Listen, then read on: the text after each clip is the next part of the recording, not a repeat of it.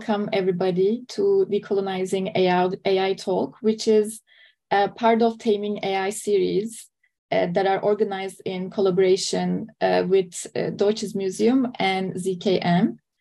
I am Buse Çetin, and I research the social impacts of AI, and I'm also the co-founder of research and art collective Dreaming Beyond AI. And today I am joined by wonderful guests, artists, and thinkers. There is Nora Al-Badri with us, Mushon Zer-Aviv, and Vulane Mthembu. Welcome, and thank you so much for joining. Thank you. So I'd like to start with a quick introduction about you and your work, although it is brief and probably doesn't do justice to all the breadth of what you're doing in your practice.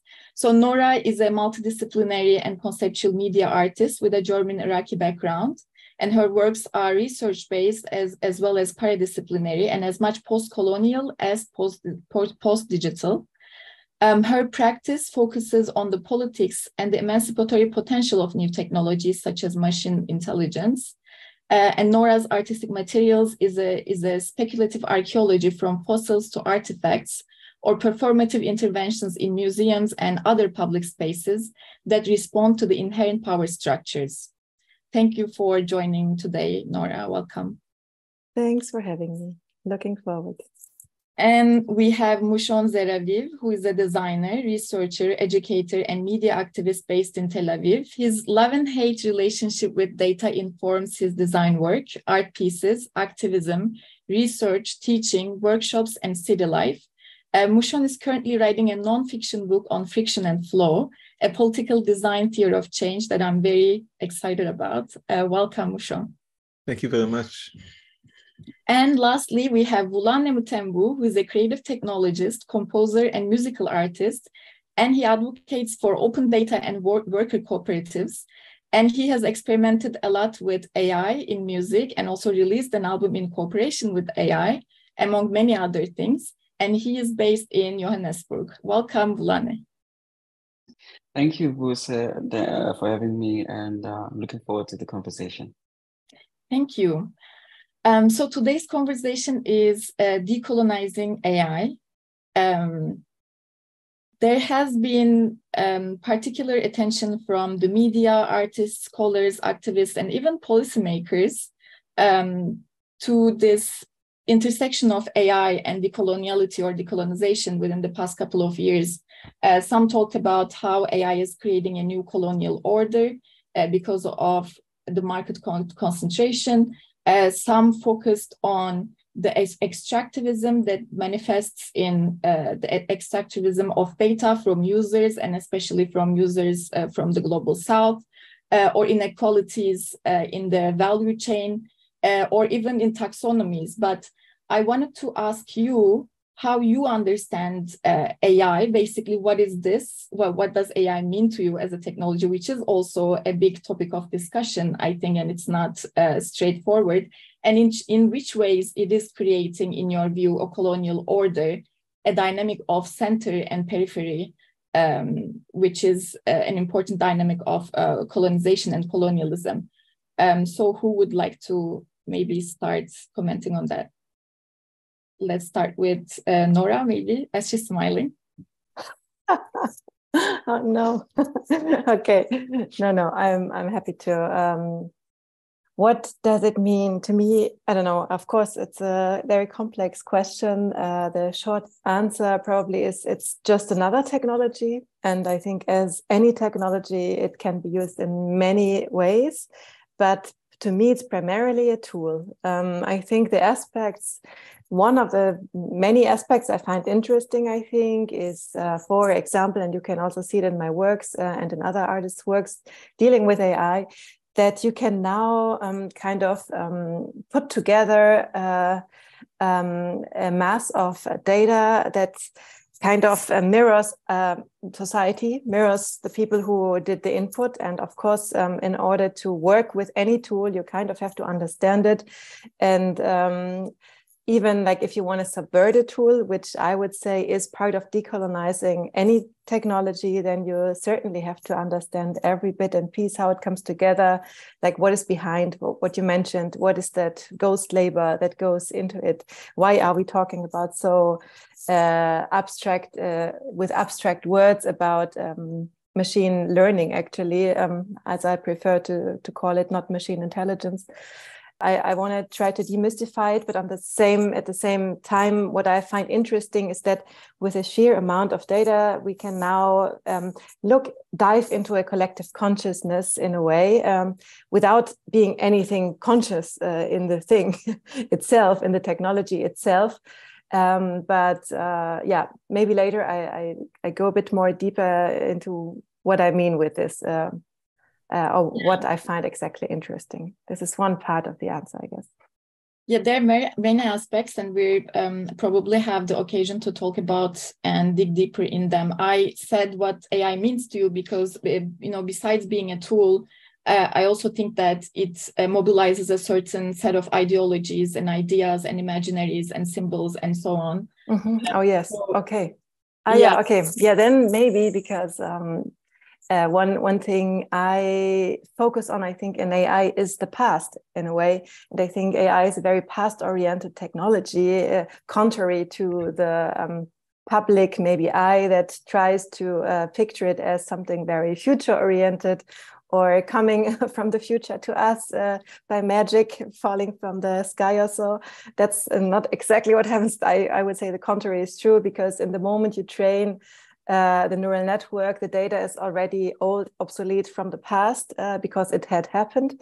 And that also means that everything the AI can generate is basically based on past knowledge systems, past power structures, and so on and so forth. Although I certainly like to point out always that in every technology there is a huge emancipatory space, and depending where you go, how you, for example, train the neural network, with what kind of databases, you can create southern decolonial databases as well. But this is usually not done. The contrary is true. I think with big GAN, like all the big image-based neural networks, more than 90% of the data sets are from the global north. So we have a kind of visual hegemony. That's very important to know when we look at all those now also in play image creating networks, for example. So it's kind of all the same. And so, yeah, if you ask me, what does it mean to me?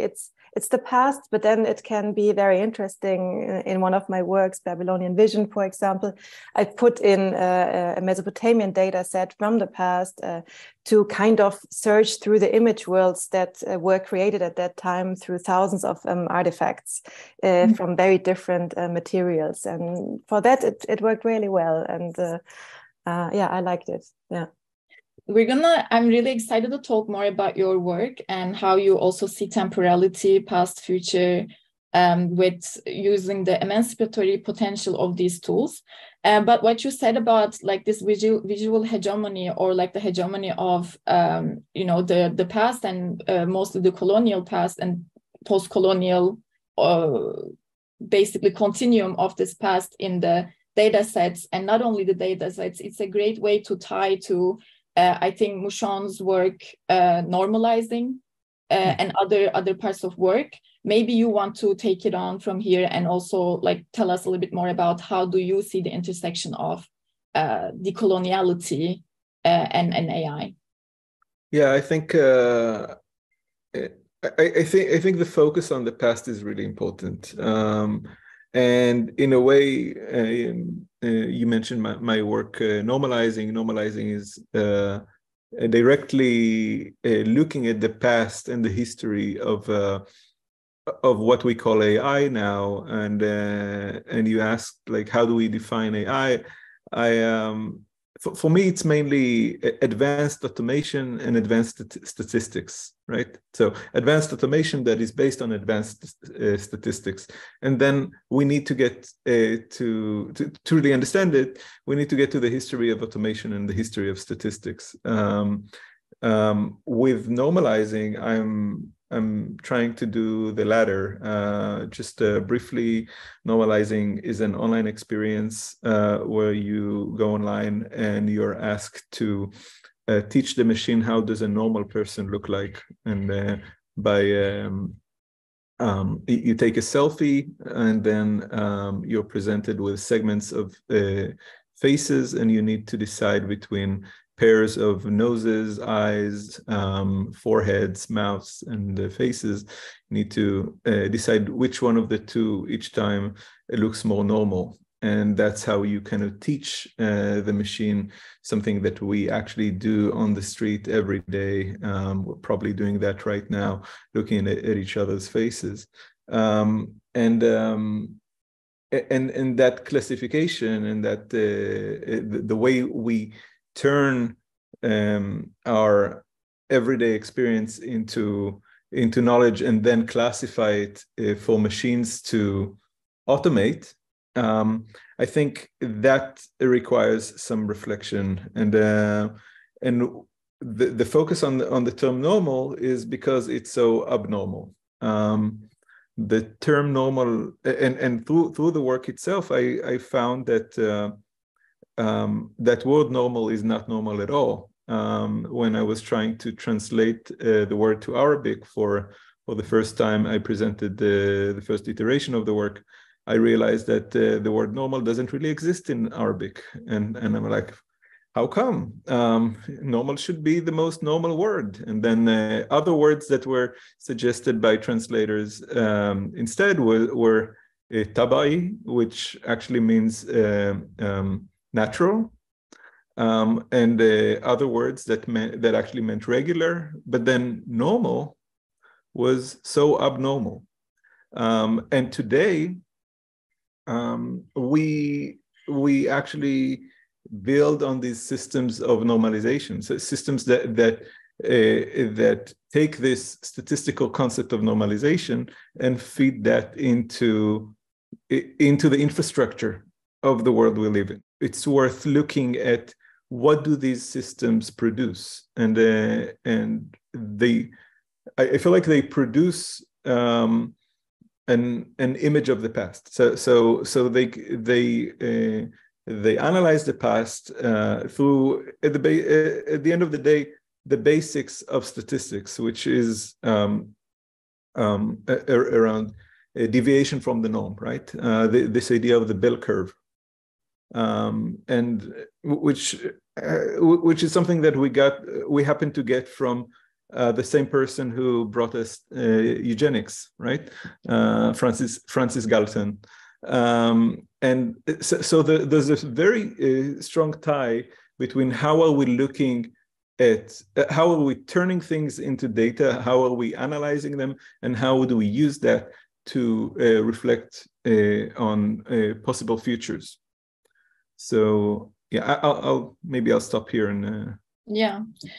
I mean, you said that we are, as human beings, automatically also when we're walking in the street or encountering people, look at their faces and judge and try to also categorize and match them. But I think here the normal that you're interrogating is more like a historical, systematized, historical normal that had consequences in terms of power and distribution of humanity, opportunities, dignity, and so on and so forth, right? And there are still people who are developing, although yours is an art project, applications of AI that would basically scan people's faces and create a probability that would try to predict is this person is reliable or hard worker, so on and so forth, and which is being used even at the moment, although it sounds maybe abnormal to us. So I wanted to transition to Vulane and ask you the same question. What is this intersection for you and in your work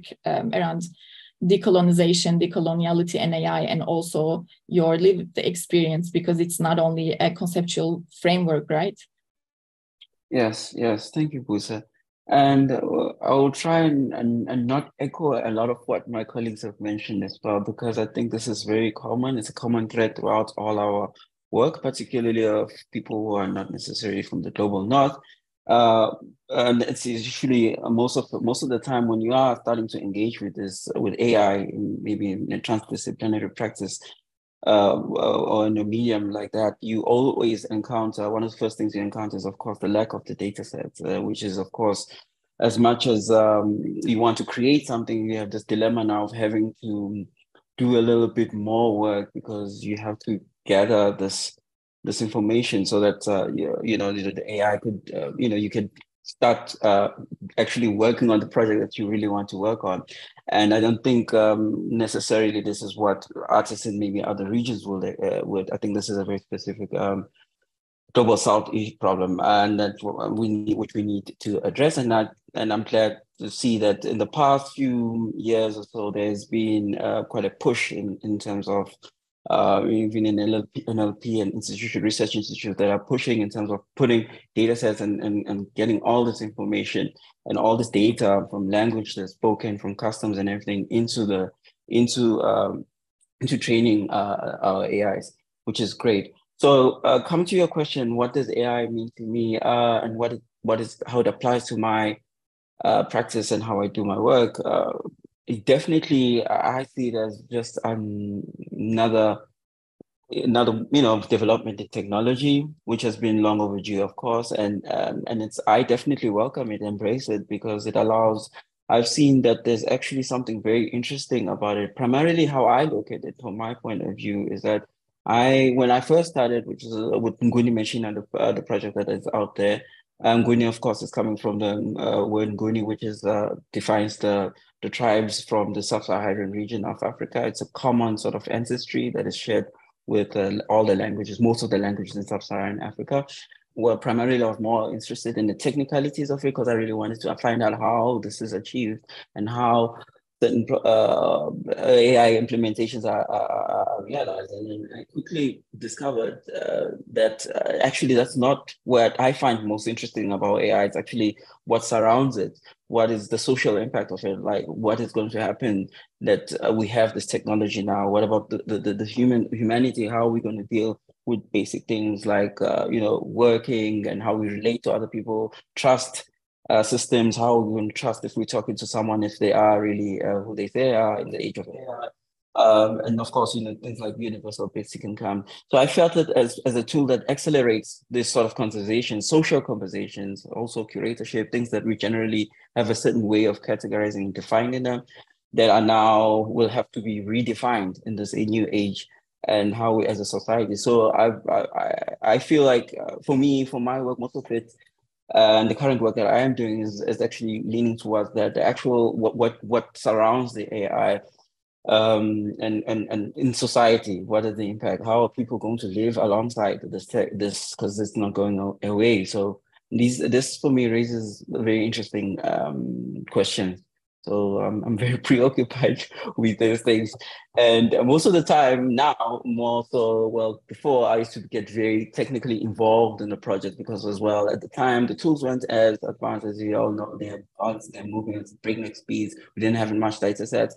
So now we do have people that are focusing on these and trying to, they're doing a lot of research in this. So most of the technical part of it now, I kind of usually will collaborate with someone who is maybe a data scientist who will actually be fully involved in that, and actually concentrate more towards interrogating the social impact of what we are producing.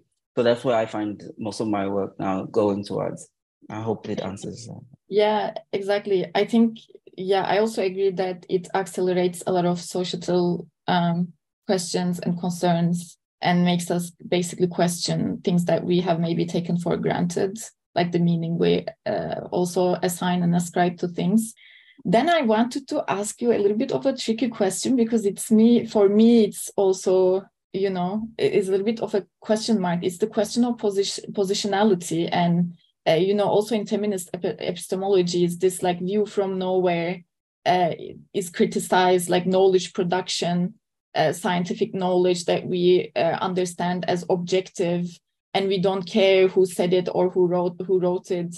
Of course, I'm a little bit caricaturizing, but since we are maybe to a certain extent, if it's fair to say, products of patriarchy, capitalism, colonialism, or at least we have been socialized or grew up in environments where the systems were embedded.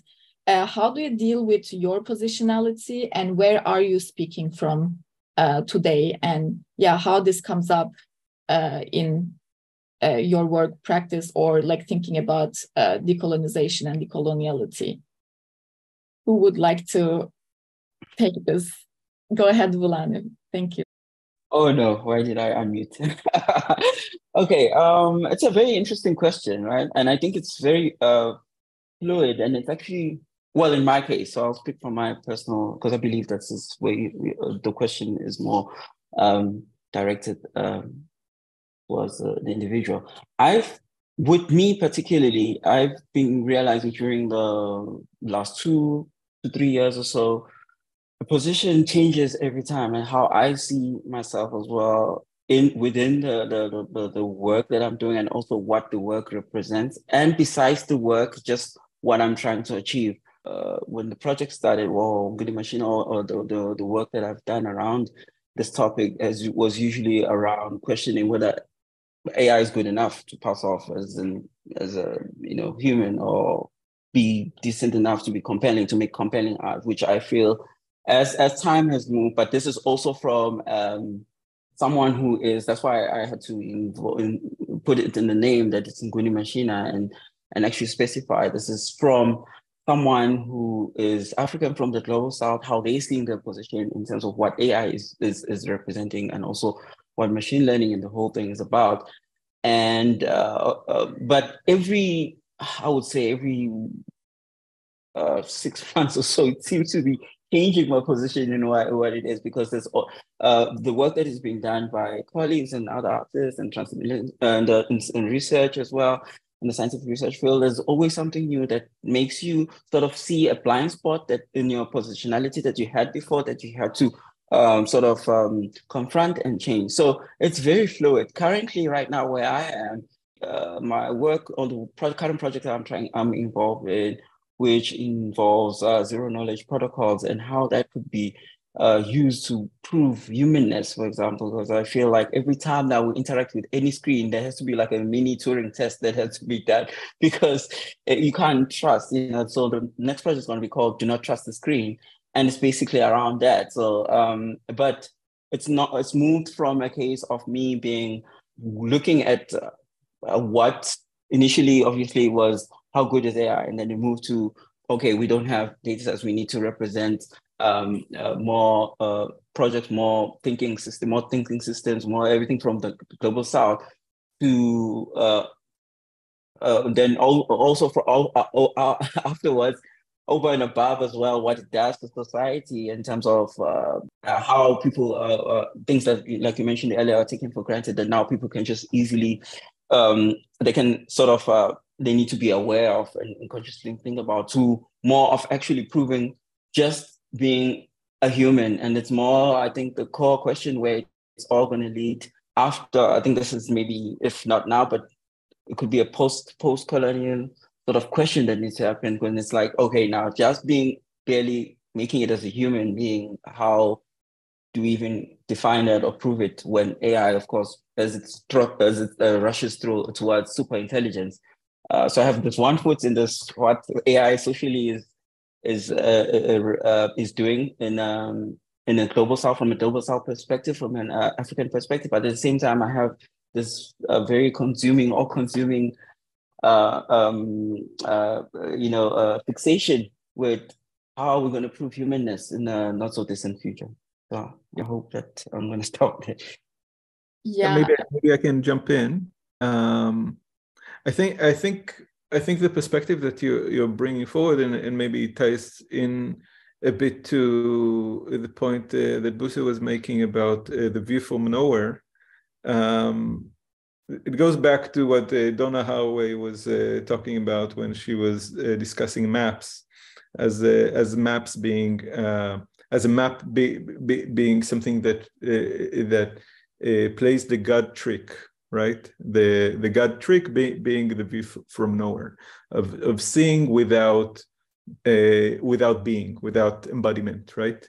And now, and she was back then talking about maps, but I think I'm a map maker in general, and map making is I find it to be very relevant to our conversation, because maps are models of the world, right? Geographic maps are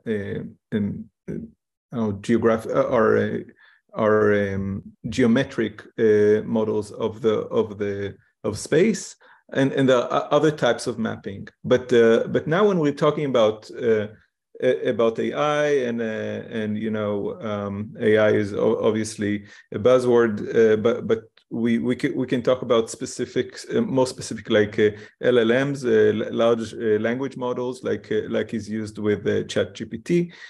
They are trying to create this totalizing map of the world, right? A totalizing map of knowledge.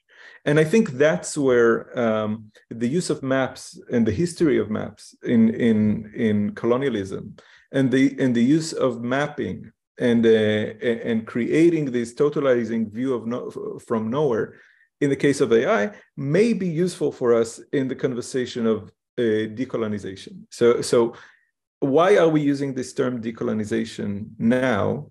What is the territory that is being colonized? Who are the colonizers? Who are the indigenous? Who's the indigenous community? I think you know, there is a certain potential in using terminology that is as kind of loaded as decolonization, but there's also danger, because it implies certain type of affordances, certain types of political potentials, or certain dangers, and sometimes I feel like it conceals more than it reveals. It certainly does. I agree. Yeah, absolutely, intentionally, I'd say. Yeah, maybe to add to this, only another thought, talking about positionality and AI, or maybe in my case, I'm not sure how you meant the question, actually, if it was more like a personal thing on looking to our practice. But I think more generally, this is for my own practice, but also for how I look at AI in general, is that when we work with it, it's like there isn't, like, where's the global south? It can be basically anywhere. There is global south within the north. And I think it's very important to, of course, realize your own positionality as an artist, to see who we are, how privileged, like from where am I actually? And we talk about privilege and class and stuff. So, and if you ask me this question, I'm half German, half Iraqi. There is no simple answer to this, and I'm very happy about it, because actually then what AI does to the world and to us is it starts with the language we're using and labels we're using. We have to basically put labels on things usually, and that makes this kind of namings and dichotomies, like you and me, black and white, I don't know, here and there. And decolonizing anything means basically getting rid of exactly that. So one of my main concerns, actually, when working with AI or interrogating more, maybe, is that we come always, in the end, so far, at least I always come to the point that we get to this kind of essentialization. In the end, we have to put labels down or names down or categorize things, and that oversimplifies our world. So I think it's very, very important to always kind of acknowledge those big limitations, because it's a big limitation when you look at that kind of technology and other forms. I don't know, when you look at maybe making sculptures, your limitation is the material and the space. But in AI, it's certainly our words and then also how we understand each other and how we describe and languages and stuff. So yeah, maybe this is something I always get to this in the end, and I would love to discuss this more. Yeah, I think that then brings me to my next question also very nicely, which was about, to also have a critical stance or, look at what different people mean by decolonization. There's the territorial aspect of it, but there's also the structural aspect in which we look at economics, language, culture, ways of, words, or the ways of feeling, and so on and so forth, or different hierarchies that we created, the geopolitics of knowledge production and our relationship with others, and also the nature. Then I wanted to ask Vulane, in your contribution to Harry Magazine, which means The Machine Speaks, I'm not going to try to pronounce the name, I'm sorry, Africa and the AI Revolution, exploring the rapid development of artificial intelligence on the continent. You say that the total and complete dominance of AI in our lives is inevitable. And you cite this book that I'm not familiar with, Against Decolonization, Taking African Agency Seriously. This is only part of your article, but it got my attention, and I wanted to understand what you meant by that, and especially where you say that the total and complete dominance of AI in our lives is inevitable, which I find is a strong, statement. And maybe others would like to reflect on that afterwards.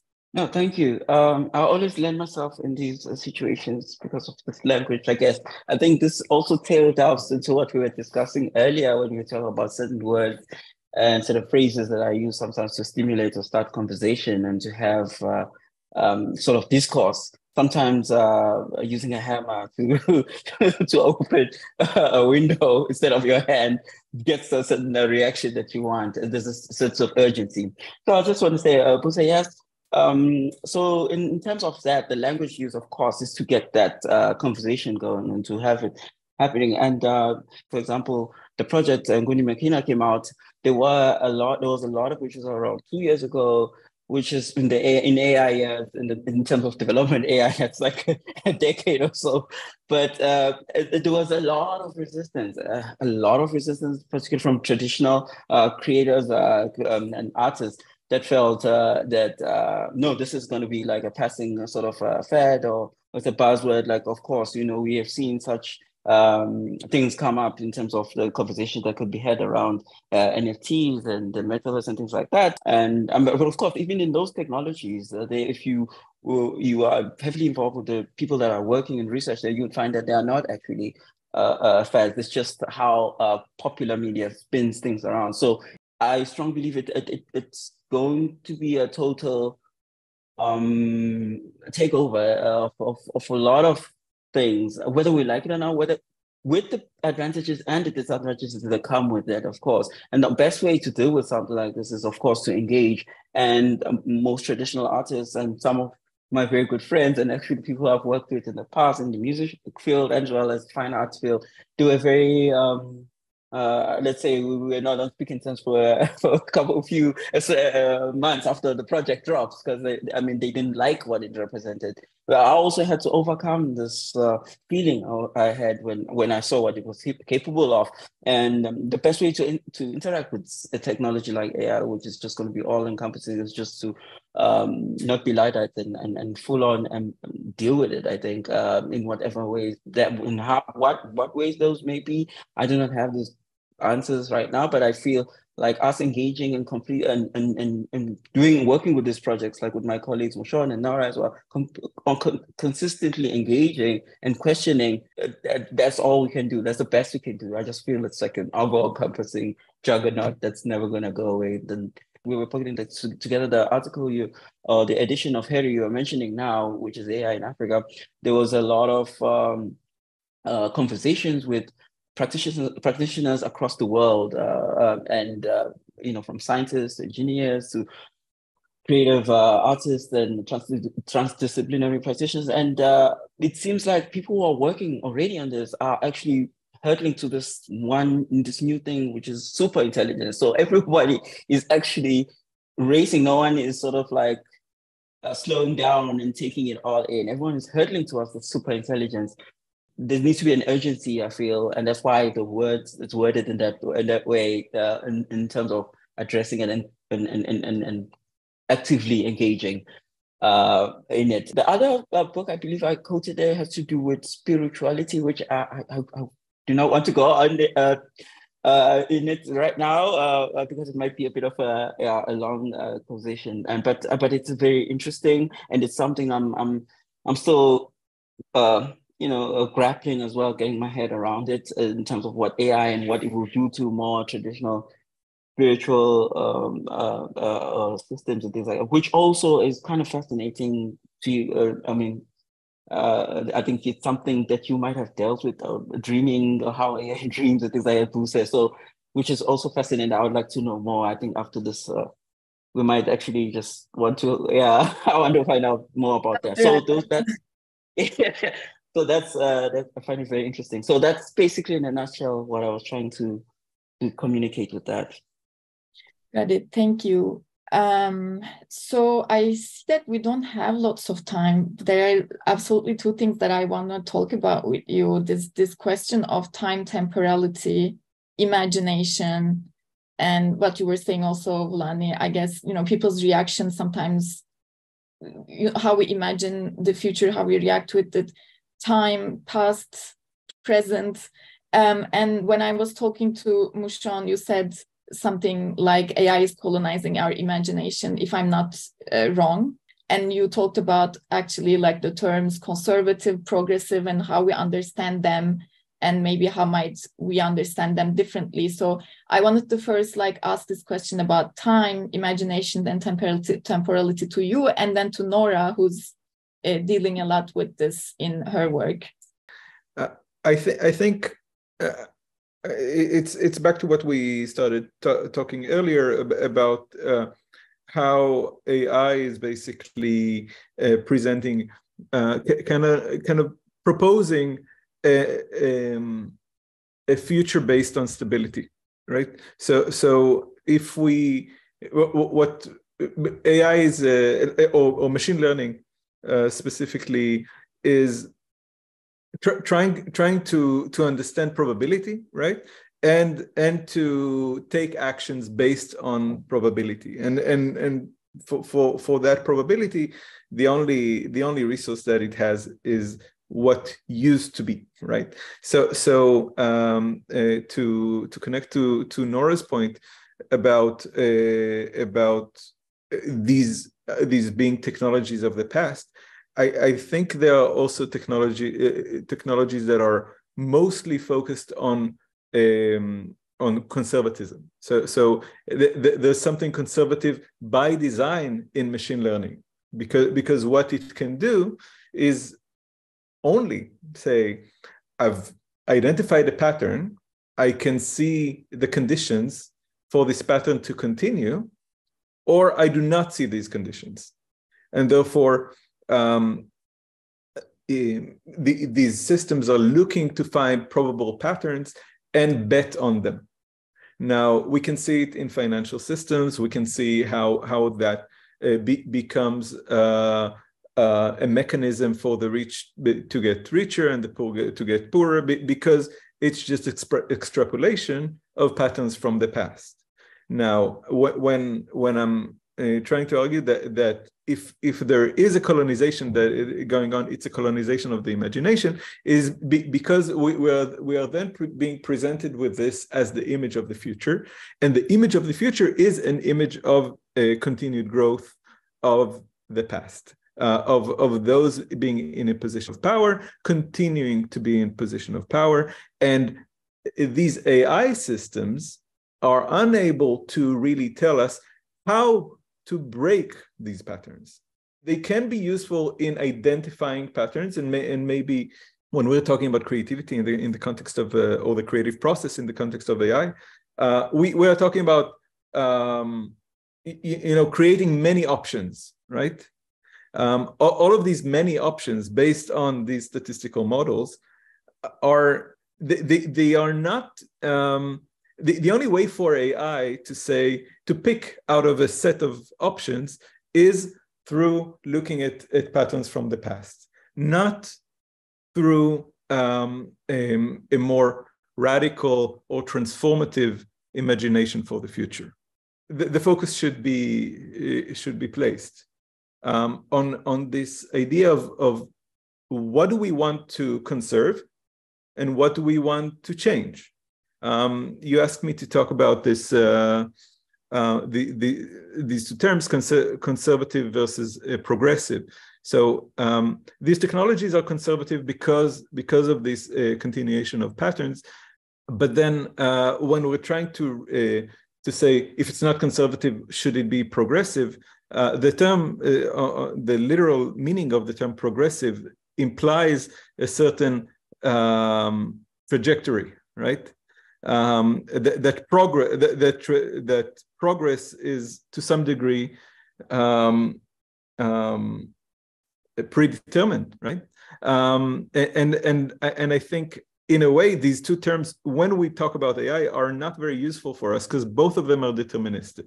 Both of them are saying like either the image of the future that we're going to push forward is based on on continuing patterns from the past, or there's this trajectory that we managed to identify that requires more, more of that change. I think when we're talking about progressive politics, we definitely can see things that we label as decolonization, of anti-racism, of anti-patriarchy, and a lot of values that we latch under the title progressive, right?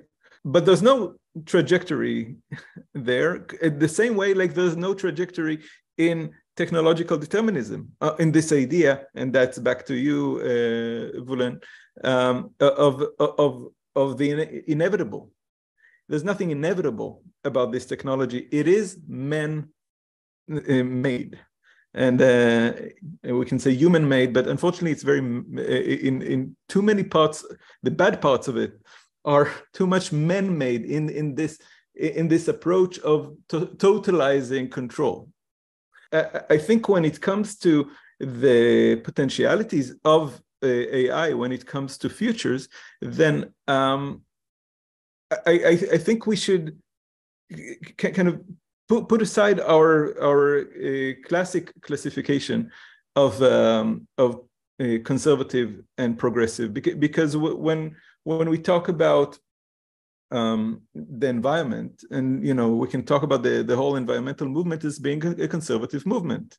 It's trying to conserve the thing from the past and to make sure that it's still available in the future. That is not usually what we mean by conservative, but it is technically conservative, right?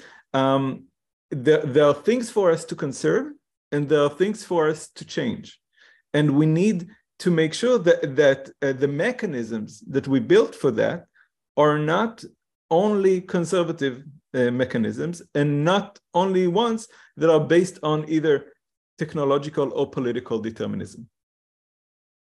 Got it. I guess you're also pushing us to see beyond dualities, dichotomies, and have some more nuance. And Nora,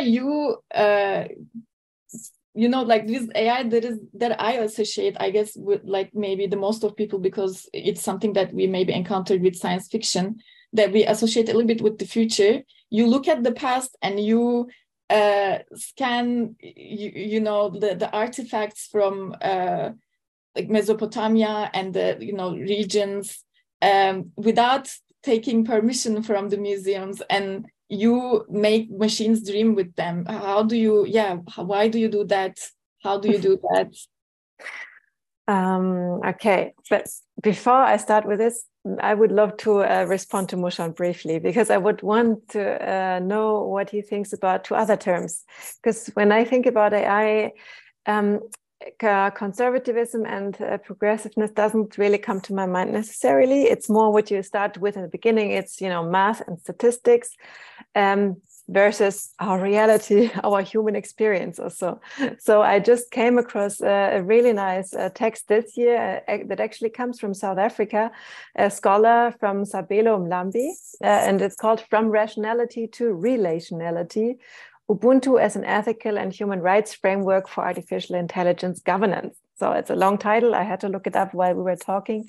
But one thing he talks about is the idea to get exactly from rationality to relationality. And I think that covers a lot where we are kind of heading to, I think, with working with AI or creating AI in different ways or in other ways.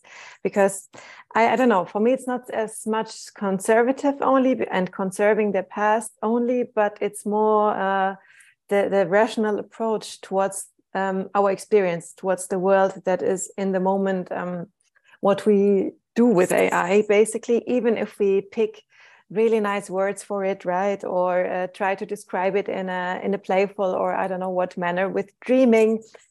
Dreaming also, the term, I'm not such a fan because it obfuscates many things that goes on behind the scenes that are, of course, not behind the scenes at all, but that are at the core of the technology. So it's always, in German, we say ein schmaler Grat, it's a thin line where it's useful to go envisioning a different technological future. Yes, for sure, we have to dream, we have to be creative with this, but not projecting any hopes into the technology at all, but, more towards us, I guess. This is just something. And I don't know, what do you think about the term rationality and relationality? Because for me, that covers it, because it's not wertend. It doesn't assess and puts values towards things.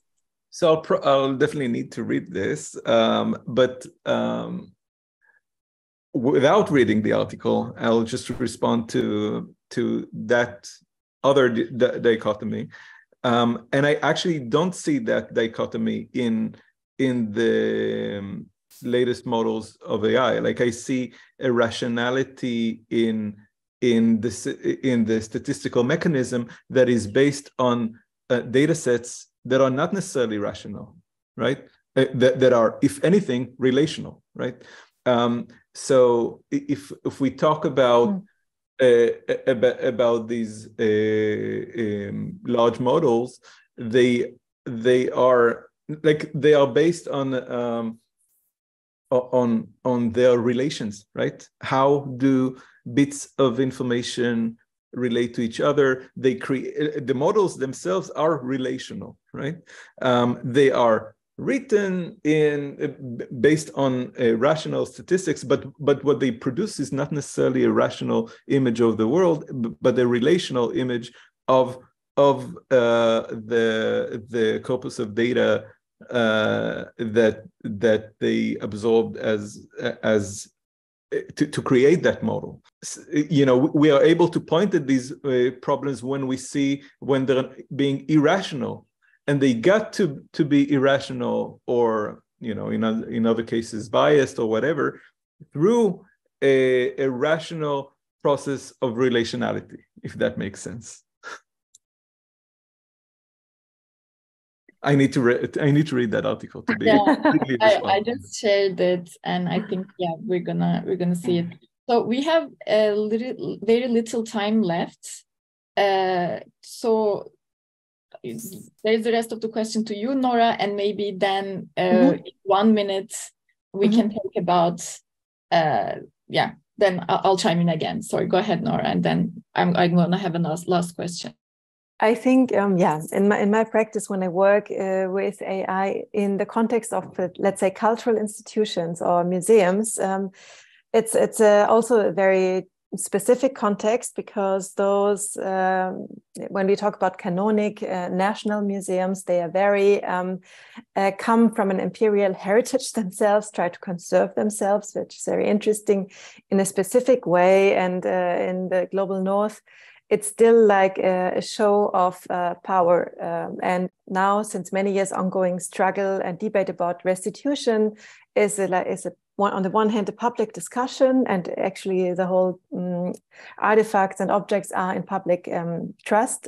But in the end, what happens is we see how conservative our museum directors, because in the end, it's those people that make the institutions still act, and not really much has changed. And it's just a very interesting, for me, microscopic and good example, good bad example, of course, how power structures still play in our world. So when I go to the museum, it's for me the microscope, of course, of a bigger debate between nation states, and everything is tied together. When we talk, for example, about the most iconic artifact in Germany is the head of Nefertiti that comes from Egypt. Then we can see that it's just a little example, but why Egypt hasn't officially announced the statue back is because they get a lot of development assistance, for example. So it's like the reality of the nation states directly comes into the museum, but you don't see it, of course, and those relations aren't talked about. Because those museums are so conservative, they are very old school and they don't understand technology. And in this case, it is actually emancipatory to use new technologies to subvert the power structures from the museums. Or, it doesn't need to be even AI. One other project of mine a few years ago with another artist was the hack of the statue Nefertiti to go and scan the bust and then release the 3D data set to the world. This was another piece, not AI related necessarily, but another one was, for example, the Nefertiti bot, 2017, I think, where we were with more early chatbots, let's say, but still they did the job in a way. What I made was a bot with a data set, the head of Nefertiti, that's where I imagined what would objects actually say about themselves. Because there is also a lot of fantasy, which is nice, I think, going on about the agency of objects themselves. And I know that in many cultures around the world, I think in every culture, there are always histories and stories about the objects and their own agency. So it was a female bot, which we come across a lot. They're usually the servant bots, but in this case, it was a very strong and powerful bot that would engage with you in a discussion about the decolonial museum, basically. And what happened was that the audience was in the beginning, because they also weren't that used at that time to this talking to a machinic interface that has a face and can respond. It worked that people were like, oh my God, it's like a intelligent critical machine. And of course, after engaging after 5 minutes, they could tell, okay, what's going on here? And of course, what happened was the Nefertiti bot was highly biased. It was my personal bias in a way, which is a decolonial. But I didn't try to hide it in between the lines, but it was more obvious. And the people observed themselves, like how they were for a few moments forgetting that they were talking to a machine and to a very simple script in the end, because this was not, it was based on a general AI, but the most part of the conversations were completely scripted in a way. And also, so those are things you can do, I think, where we can play with our own imaginaries, giving us maybe sometimes some illusions, definitely, about what's possible. But it all relies in the end of the creativity of the audience, in the end, what they respond to and what they like. Yeah, I'm working on a new piece since some time, because I have small babies now. It takes some more time, but it's a piece that talks again about identity theft, but more in the manner that we know it now with deep fakes. So, I mean, you can now also steal identities back from people who are in the museum in a way, as much as they steal identities through owning cultural artifacts. And to engage in those, I guess, topics, for me, it completely makes sense by using the same technologies, that we discussed, because for exactly that reasons, because they are actually essentializing the world, but that can be sometimes emancipatory too. Great. Then we're over time, but I want to ask a last question, and that maybe you can, if you can try to reply like briefly. is exactly this. Like now we have AI generated text, AI generated music, image, sound, deep fakes, like all these also converge and become very like realistic with widespread access. Is it, do you think, leading to a sort of like reality collapse, or how do we deal with this as societies, and what does it bring for you? That is the small question, right? That's the one that is supposed to generate short answers. Yeah. I mean, you can try. Just yes or no. I mean, if there is interest and appetite, if you're already, tired, we're over time. I don't have to, but I was a bit interested in, your opinion. I think I'll try to respond to that through maybe back to the term that we used for this panel, like this idea of decolonizing AI, and I think it's important to see that there are quite a few issues that could be thought of as issues of decolonization when it comes to AI, and it's worth kind of separating them apart. So the first one should be the infrastructural one, like when it actually comes to the minerals that are essential for creating these machines, and that's coming back to the embodiment and the material. That should give us another perspective on the question of inevitability, because these minerals are running out, and we are already seeing shortages of semiconductors, and all of these dreams might be just irrelevant because there's no hardware to run them on.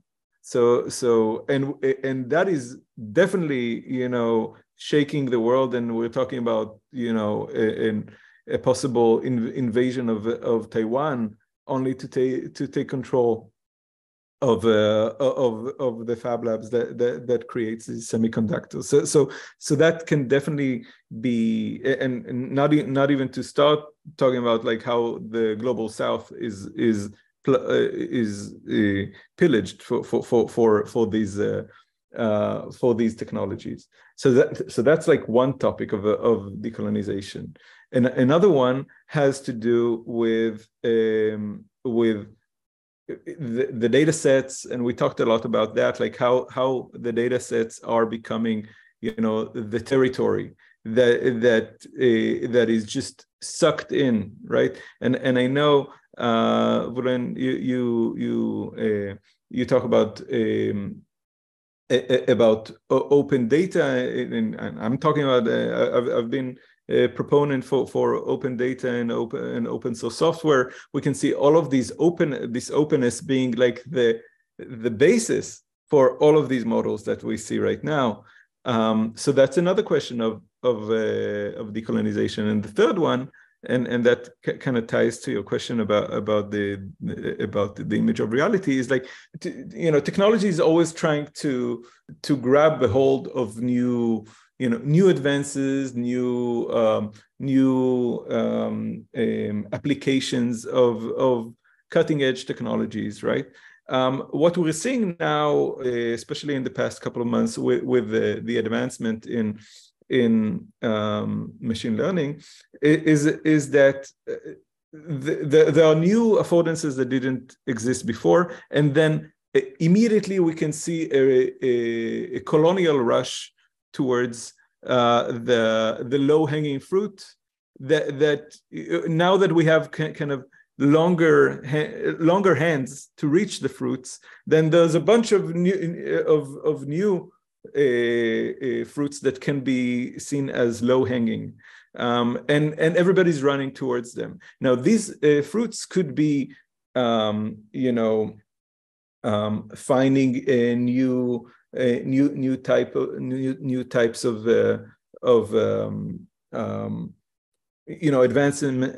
advances in medicine and in protein folding, and in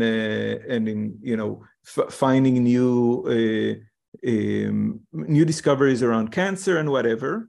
They can also be, you know, deep fakes and extreme, you know, ideas about what you can do with weapons that we couldn't do before, because that's another race that is going on.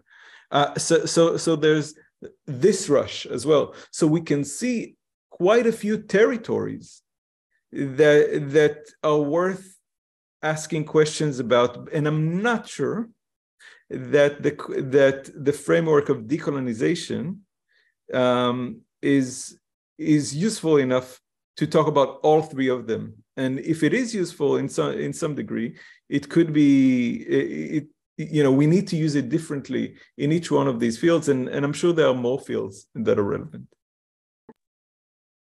Okay, I tried, I guess, to come from a bit different angle and to be also short, but let's see what I would hope for our machine learning future, in a way that there will be like more an abundance of less large and less general AIs, but more colorful, more playful, also more surprising, because I think the insights from those data sets can be fairly surprising, and this isn't really exploited in a good way so far.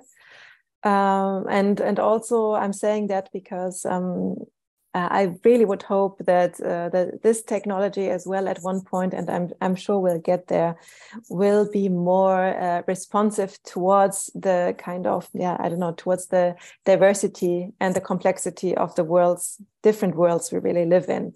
And it's now in the beginning, so it's clear it's not there yet at all, and it's not possible like this. And actually, Mushon, I would say the post-colonial theory can be a really good framework for this kind of thing. What I'm looking for, what I would find interesting to see more in the field of AI. So I'm quite optimistic here. I don't know if I should say any last few words. Well, I don't know if I have enough time, but I'll try and just like 2 sentences, 3 sentences summarize. Yeah, I feel like moving forward, definitely we have to learn to live with this new reality, and and also sort of focus a lot on what happens to humans who are not obviously AI, and what happens to us when, the job market has changed, and how will we pay for things if people don't have to work, and that's, of course, discussions around universal basic income, like I mentioned earlier, but also more importantly as well, I think more than ever now, there will be a need to really focus on improving whatever entity you're interacting with is human. And that's why I see zero knowledge protocols and things like that coming into the fore. Research done in those fields, which has been sort of in the back burner because there hasn't been really an extreme use case which it is been needed in, and this appears to be one of those cases. So it's going to be very interesting times, and yeah, definitely I agree with the colleagues here when talking about the decolonization. Yeah, when you're speaking particularly about this topic and what AI is doing, it's definitely become so fluid to a point where it's very hard to define exactly what we mean by decolonization, also in a world that is connected as such, and that has formed sort of another, if you will, parallel universe on what's already, which is not necessarily politically, in traditional sense, linked. So yeah, I think those are my 2 cents in the conversation. Yeah. Thank you all. Thank you so much. We have talked a lot. The conversation was incredibly rich and fruitful. There are still many questions to be asked, conversations that we can have, but we can maybe stop here for now. I think. Thank you. Yeah, thanks. Thank you, Nora. Thank you.